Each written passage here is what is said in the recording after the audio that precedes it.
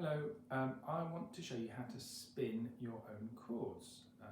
Buying linen cords or supports for bookbinding and book conservation isn't always that easy, and it's nice to have lots of different thicknesses of thread.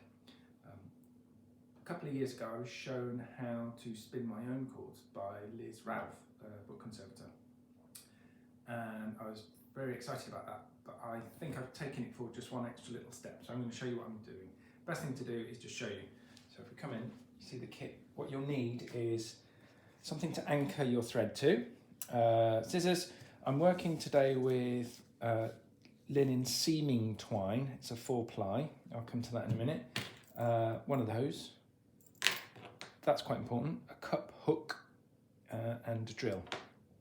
And our end objective is that we will get any thickness or number of ply that we want. It's very versatile. You'll see once I do it.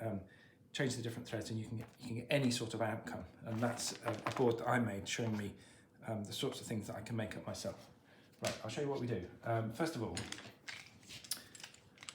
let's get the cup hook in the drill. So you'll need yourself a hand drill for this.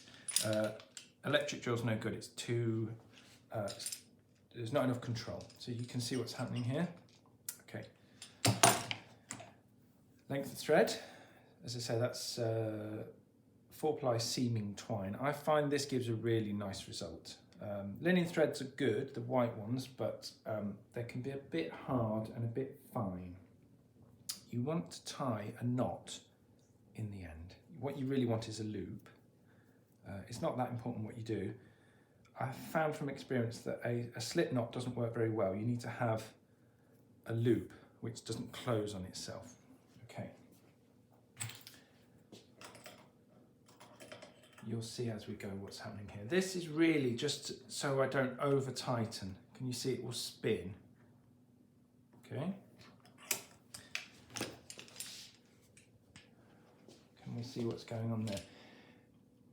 Your thread will have a Z twist or an S twist. Now this is really whether the thread was spun clockwise or anti-clockwise. Don't get yourself into too much of a muddle trying to work that out. You will very quickly realise it's either tightening or loosening. What you want to do is to tighten the twist on the thread. Okay? And as you do this, the thread will contract, will get shorter. It's a bit noisy. Oh, there we go.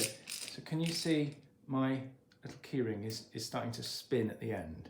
So that's almost my sign that I'm getting some real tension in there. Okay, brilliant. So what we need to do now, really you need a friend for this, is we take the end off. If you've got two people, it's much easier. And we can halve that.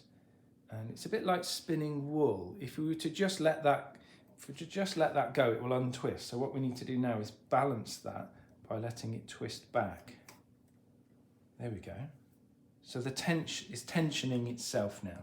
The first twist that we put in one way is balanced against the twist on itself. So what have we got here? We've got 2-ply cord, and it's perfectly balanced. It's not going to unravel. Look at that, it's great. You can do all sorts of multiples of this. You can do 2, you can send that through again, and then you've got 4. You can do 2 threads at a time. So do have a play. The real breakthrough for me was doing 3. Because I think 3 is the magic number, as they say. But if you think of the cross section of a ply, 3 circles sit together really nicely. So I'm going to show you 3. That's the one that I think gives the best balanced cord. It gives a really nice finished result. Okay. Loop. Loop. Now 3 is a bit more tricky, you'll see, and and really you do need some help with this, so we'll see how we get on.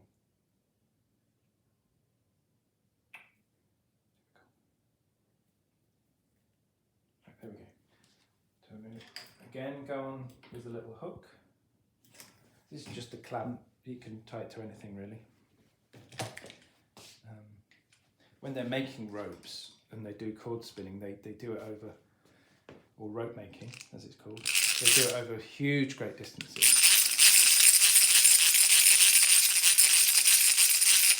So again, I'm tightening the twist, I'm going clockwise, and it's starting to contract and get shorter.